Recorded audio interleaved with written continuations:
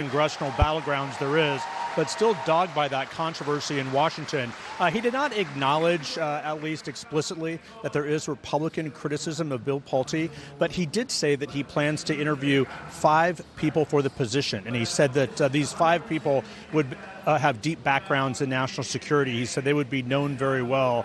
But he also said until then, Bill Pulte will be handling national security, the Office of National Intelligence. And Jake, that is the point there. We know that President Trump actually does not think much of this office. Of course, as you said, it was created in the wake of the September 11th attack. So we do not know the 5 individuals he says he's interviewing.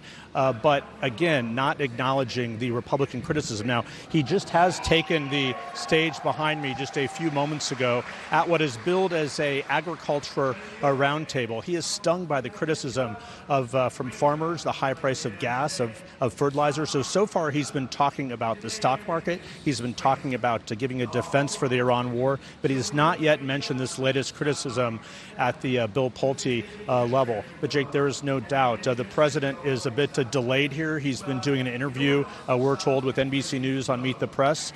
He came out and delivered some familiar criticism of the press. We will see what else he says during this. He does not seem to be in a very good mood. But at this point, we should point out so much criticism is coming from Republicans about the qualifications of Bill Pulte.